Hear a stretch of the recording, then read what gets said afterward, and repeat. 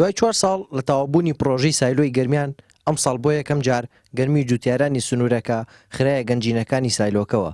جوتیارانیش وێڕی شاوەڕوانیەکانیان باس لەو کێشە و گرفتانە دەکەن کە لە پرۆسی وەرگرتنی بەرهەمەکانیان لە سایلۆی گەرمیان بۆیان دروست بووە.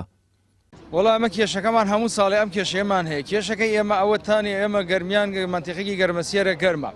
درەومان لەگەڵ جنوب دەرەچێ لە دەی 5 ئێمە درەومان دەرەچێ بە حەقەت. لەو کاتە درەوە کە ئێمە گەرممان لە عەرزدانین هەتاکو دەی 6 کە ئەمڕۆ سایلۆ کراوەتەوە بە حەقەت.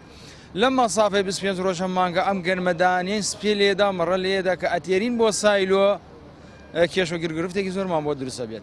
داواکاری لە حکوومەتی هەرێمی کوردستان فشار لە حکوومەتی فدرالی بکات کە سایلۆی گەرمیان لەگەڵ خۆیانە بیکەنەوە لەگەڵ سایلۆکانی خوارە. ئێمە ساڵانە لەوە گیرروگرفتمان زۆرەیە بە حەقەت. ئەمساڵیش نسبەیەکی زۆر کەم بۆ فەلاحەکانەوە دوانمێکی 94 کیلۆواتەوە. ئەوەی ئێستا من فەلاحەکانی ڕەفیقم دەدانە فەلاحمان بە یەکەوە دەمج کردو ئەنجا توانیمە گەرمەکەی خۆم تەسلیم بکەم. دە فەلاحمان دەمج کردو بە یەکەوە ئەنجا توانیمانە گەرمەکە تەسلیم بکەین. داواکاری لە حکوومەتی هەرێمی کوردستان ئەم دوو کێشە سەرەکیە چارەسەرکە. یەکەمیان ئەوەی کە زۆر زەرورە تاخیربوونی سایلۆی گەرمیان زەربەیەکی زۆر لە فەلاحەکانەدا لە ناوچەی گەرمیان.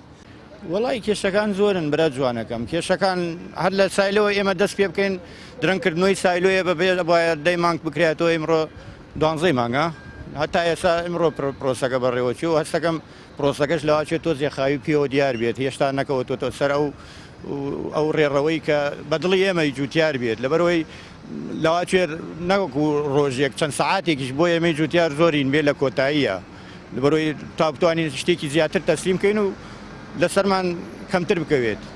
دوای ئەوە کێشەیەکی تریشمانەیە ئەوەی کێشەی وەرگرتنی ڕێژەکەیە کە لە دەیما چەند وەرەگیرێ و لە بەراوە چەند وەرەگرێ. من وەکو جوتیارێک خۆم مڕەشەشم هەیە و دەیمیشم هەیە بەڵام ئیسە کە بیستمە لە دۆنمێکە 93 کیلۆ وەرەگیر. یعنی بۆ من شتێکی زۆر زەرمەندە. من ئەو ڕێژەی بەرهەمە ماوەدە زۆر لەوە زیاترە. لە گەرمیان وەرزی درێنەکردنی گەنم زووتر دەست پێ دەکات و جوتیاران بە نزیکەی مانگێک پێش وادی وەرگرتنی گەنمەکانیان درێنە دەکەن. ئەمەش بۆتە کێشەی سەرەکی جوتیارانی گەرمیان کە ترسیان لە خراببوونی گەنمەکانیان هەیە. بۆیە داواکارن ئەو کێشەیان بۆ چارەسەر بکرێت. بەڕێوەبەری سایلۆی گەرمیانیش دەڵێت ئێمە هەموو ئامادەکاریەکانمان لە وادەی خۆیدا تەواو کردووە. لە پێش ڕێکەوتیەکی شەشەوە هەموو ئامادەکارێکمان کردو بۆ وەرگرتنی گەنمی جوتیاران. خۆی لە ڕاستیاوە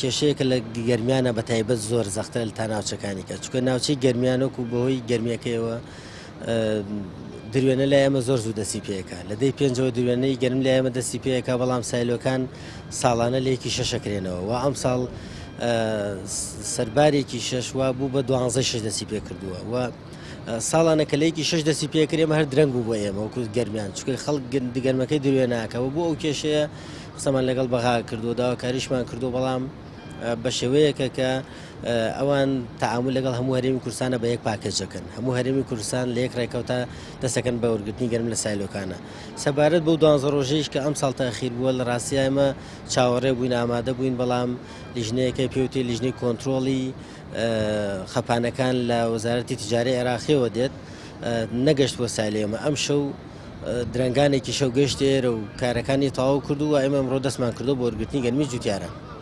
سایلۆی گەرمیان لە ساڵی 2021 کارەکانی دروستکردنی تەواو کراوە پڕ زیاتر لە 21 میلیارد دینار بودجێ بۆ تەرخان کرا.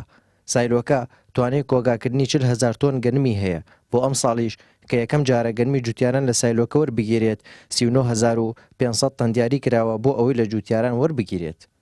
هارون ڕەشید، کەناڵی ئاسمانی پەیام، کەلار.